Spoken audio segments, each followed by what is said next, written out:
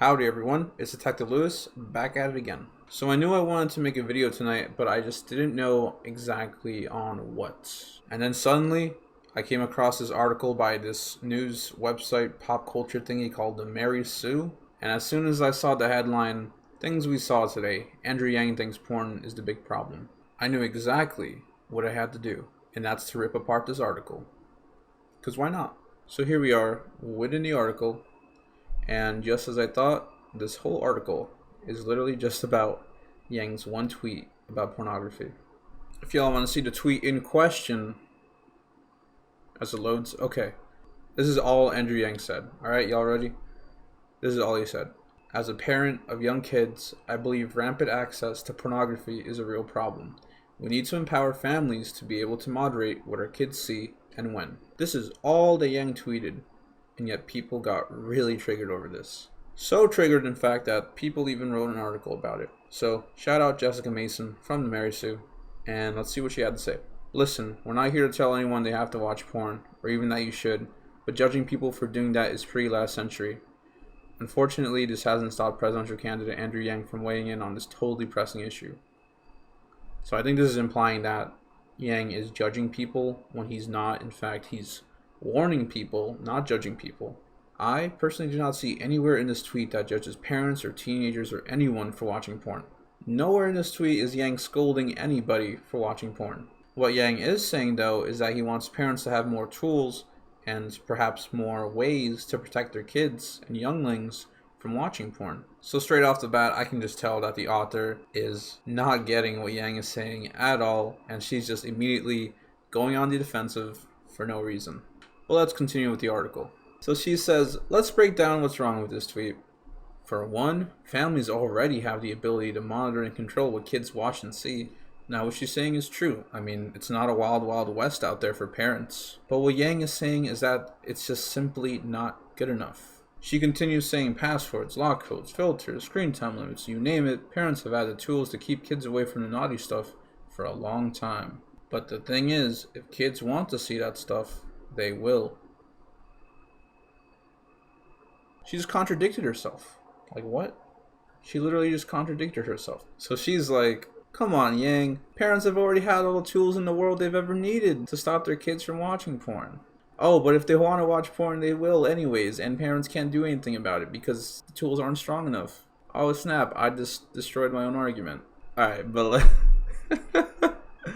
let's just continue with the article. So she continues saying, there's lots of arguments and fear-mongering out there about porn, as much as there is about sex and violence in video games and movies. And most of the discussions make the same mistake as Yang does here. It's not about keeping kids away from the idea of sex. It's about being honest with them and giving them good, positive information to keep them healthy and safe. Okay, first of all, it is about keeping kids away from the idea of sex. And you know why? It's because, according to a study done by the National Center on Sexual Exploitation, which I will link in the description of this video, a study of 14 to 19-year-olds found that females who consumed pornographic videos were actually at a significantly greater likelihood of being victims of sexual harassment or sexual assault. So Jessica, I'm sure you can agree that it is about keeping kids away from the idea of sex, because watching porn can lead to that. And again, this is according to the study, but then again, Yang isn't even talking about that. What Yang is talking about is that there is a problem, a serious problem, with how many minors have easy access to pornography pretty much whenever they want to. And honestly, I don't think anyone is against giving kids good positive information about sex to keep them healthy and safe. I'm sure Yang is 100% for those open conversations between parents and their children. But that's the thing. Parents and children don't really get to have that conversation because kids find out about it way earlier than they should. And they consume stuff related to that in terms of pornography way more than they ever should. And that's what Yang is trying to combat. I honestly don't know how Jessica the author is coming up with all these conclusions. Like, her and Yang may very well just agree on the same things, but for some reason she just has all these biases against them. Like was this article really necessary? Alright, but let's just finish up this last paragraph here. I actually thought the article was longer, but no, it's just about 3 paragraphs. Alright, so she says, no one should get sex ed from porn, just like you should learn home security from Home Alone. I'm gonna guess she meant like you shouldn't learn home security from Home Alone. It's a fantasy, and parents and yes, educators have the responsibility to actually talk to young people about sex. I don't know who she's arguing against. I'm pretty sure parents, and especially Yang, who is a parent, would agree that they have the responsibility to talk to their kids about sex. Like, she continues saying porn is not the problem, nor are sex workers or sex in general. Except the fact that porn and all of those things are the problem, especially when minors are able to view them as easily as they currently are able to. I mean, literally anyone can go from google.com to full-on porn in like 3 seconds flat. It's just ridiculous. She continues saying, the problem is a larger society that shames, exploits, and degrades people, especially women and minorities. Now, I agree, of course, these are huge problems. I mean, just think about how young males are seeing women as sex objects so early on in their lives and throughout their childhood and adult and teenagehood. But why are we shoehorning this in all of a sudden? She continues saying, that's the real rampant problem, and we won't solve it by empowering families with strong web filters, but by changing how we as a society treat sex and sexuality as a whole. Alright, but Yang is saying, let's just stop letting minors have access to porn so easily. That is what Yang is saying.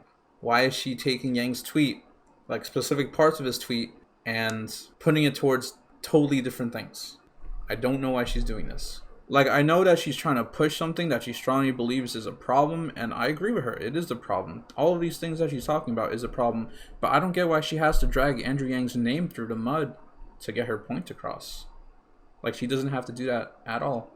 But yeah, that's the article, and like I said in the beginning of the video, I did kind of rip it apart just a bit. You know, just a bit. Although, of course, I did find myself agreeing with the author of the article on quite a bit of things. I'm just not sure why those specific things were featured or talked about in the article when it was supposed to be about Yang's tweet. I mean, honestly, if she took out all the parts about Yang's tweet and instead fleshed out more ideas that she had throughout the article, it could have made for a pretty nice piece about porn and its effects on society, and she could have put some spotlight on that. Instead, she chose a totally different direction. But hey, I'm not a journalist, I'm a detective. Specifically, a detective named Lewis, and I'm part of the Yang Gang, and y'all like that little segue I did to the end of the video. Hey. Nah, but seriously, I should probably get some sleep. It's past midnight here on the East Coast, but I'm out here getting the content for y'all. So there you go. Thank you all for watching. I've been Detective Lewis. If you're watching this in a day, I hope you have a good day.